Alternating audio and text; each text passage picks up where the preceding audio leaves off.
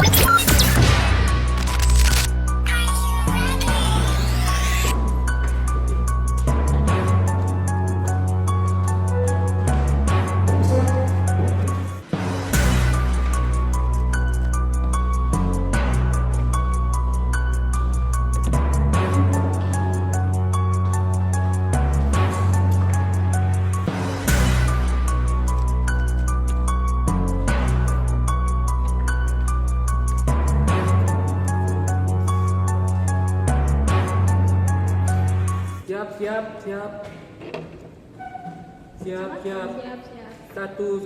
Satu, dua, tiga.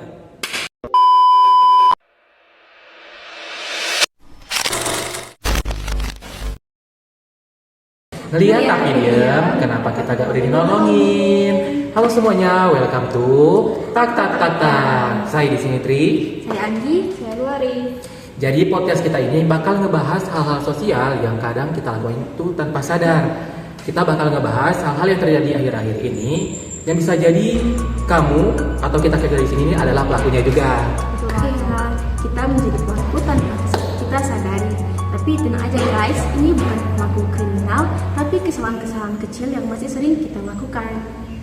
Tenang, kita juga nggak bakalan manggil polisi kok buat tangkap kalian. Tapi kita di sini tuh cuma mau bahas suatu fenomena yang tadi tuh disebutin, ngeliat tapi diam. Alias konformitas dan efek bystander.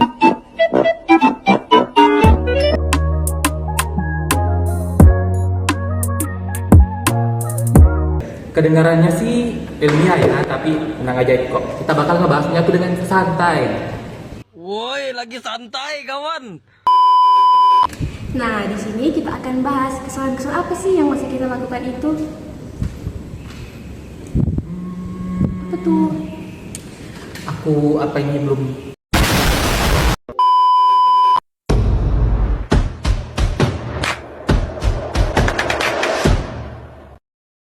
Nah, sebelum kita masuk ke pembahasan kita yang lebih dalam, gue mau tanya nih, kalian pernah gak sih ngalamin hal yang sebenarnya kalian tuh bisa ngebantu gitu, tapi kalian malah diam, kayak nge-freeze gitu?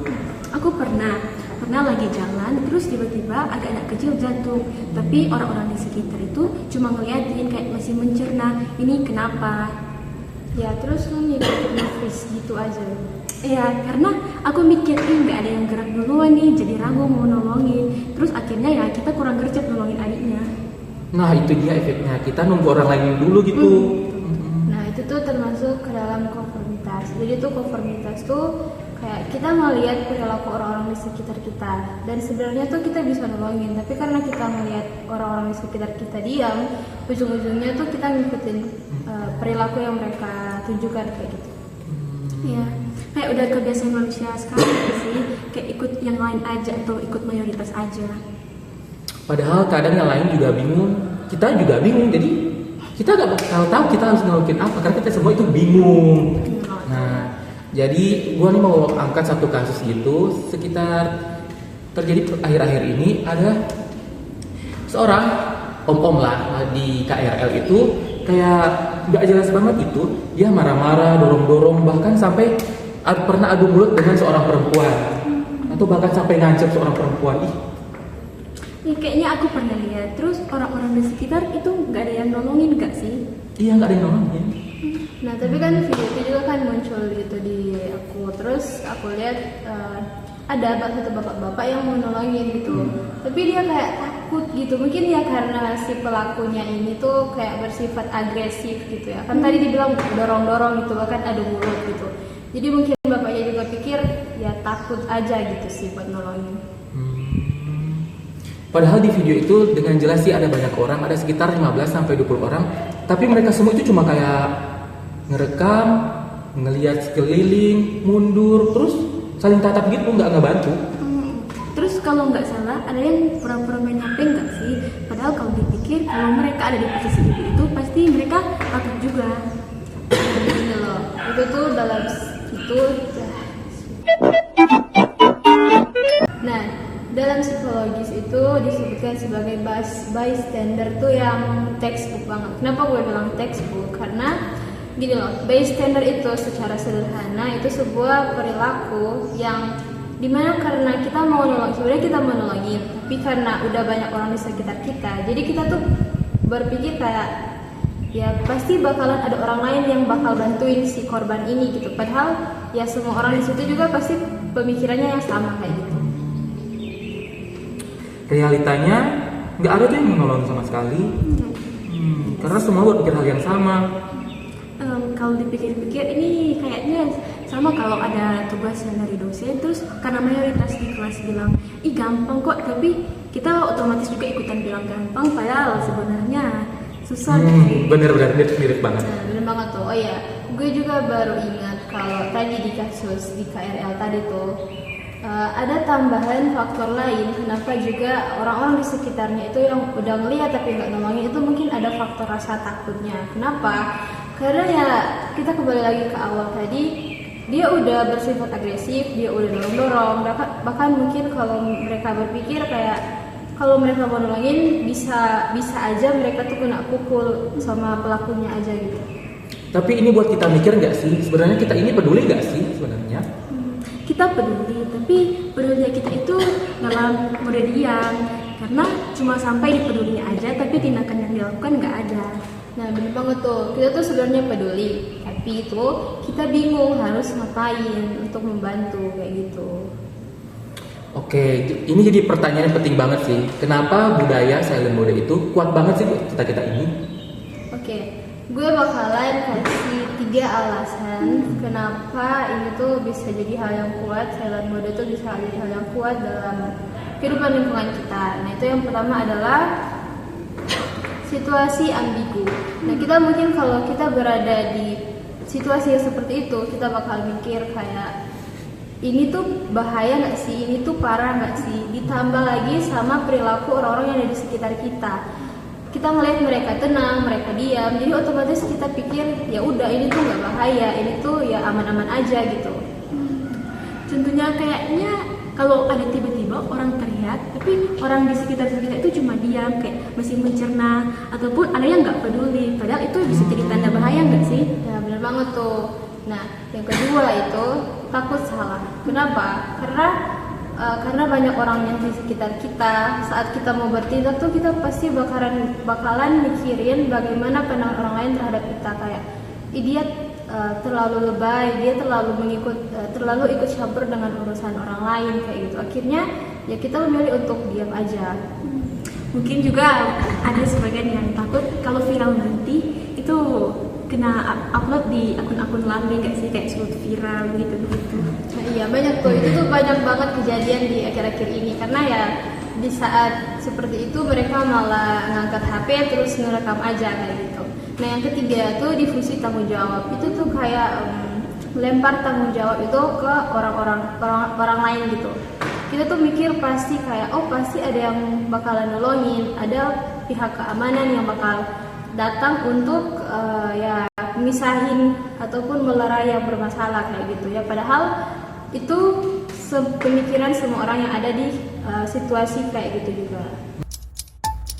Nah, ngomong-ngomong tentang konformitas nih, ini itu bukan cuma masalah tentang tolong-menolong nggak sih?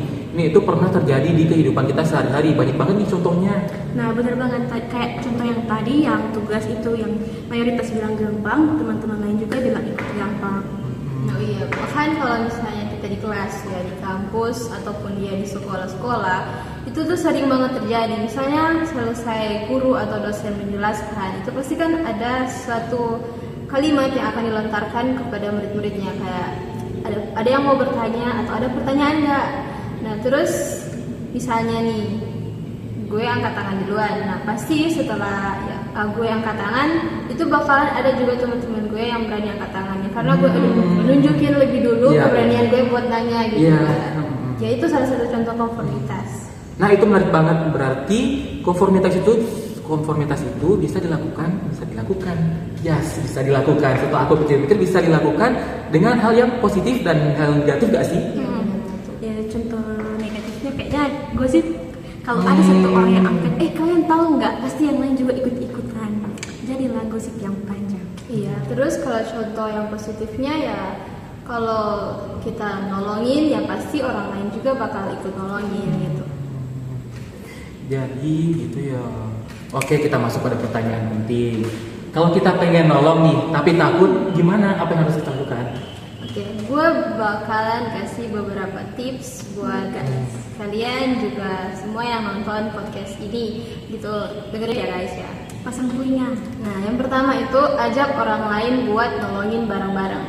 Kenapa? Karena misalnya ya kita malu dong buat nolongin sendiri, apalagi banyak orang. Ya otomatis kita bisa banget buat ajak orang di samping kita atau orang lain gitu yang buat nolongin gitu. Contohnya misalnya nih, kayak Mbak yang pakai baju biru, tolong dong bantu aku buat ngangkatin anak kecil tadi. Nah, itu bisa banget tuh dilakuin. Terus yang kedua itu cari pertolongan profesional. Kayak kasus yang di KRL tadi. Nah, pasti kan di KRL tuh ada petugas keamanan kan, pasti banyak. Kita tuh tinggal manggil mereka aja gitu. Kalau kita nggak mau turun tangan langsung, ya minimal kita cari bantuan ke profesional gitu, kayak pihak keamanan buat pisahin gitu, buat atau nggak kenangin gitu yang kacau tadi gitu. Nah, yang ketiga tuh ya kalau di situasi kayak gitu, kebanyakan sekarang tuh ya langsung ngangkat HP terus ngerekam gitu kan. Sebenarnya ngerekam tuh nggak masalah guys, itu nggak masalah banget asal itu sebagai bukti.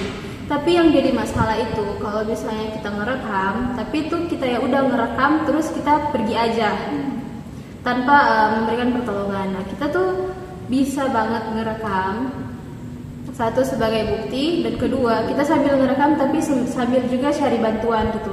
Kayak kita ngerekam tapi sambil lari-lari buat cari pihak keamanan kayak gitu. Itu tuh bisa banget tuh. Nah, terus yang keempat dan yang terakhir adalah tunjuk orang secara spesifik. Ini tuh mirip banget kayak yang pertama tadi, ngajak orang buat nolongin bareng-bareng. Nah, yang ini tuh kayak lebih spesifiknya aja gitu. Kayak, Mas, tolong dong bantu saya buat angkat anak kecil tadi. Atau Mas, tolong dong bantu saya buat melerai Mbak sama Masnya yang itu buat lagi berantem kayak gitu sih. Iya sih, kayak yang di film-film guys, harus gercep cari bantuan. Dan itu terbukti efektif secara psikologi ya. Iya, benar banget tuh. Oke teman-teman, sebelum kita tutup podcast kita pada hari ini, di siang hari ini yang sangat cerah ini, gue mau ngajak refleksi dikit nih. Di dunia yang makin rame, makin sibuk ini, kita itu sering jadi penonton. Tentunya penonton dari kehidupan dan drama orang lain. Ya, betul banget. Dan yang kita nggak sadar itu perlakuan yang diam kita itu bisa bahaya banget buat orang lain, karena itu sebagai bentuk pengabaian terhadap korban. Oh ya, ingat juga guys, satu langkah kecil yang kalian lakukan itu bisa menyelamatkan nyawa seseorang.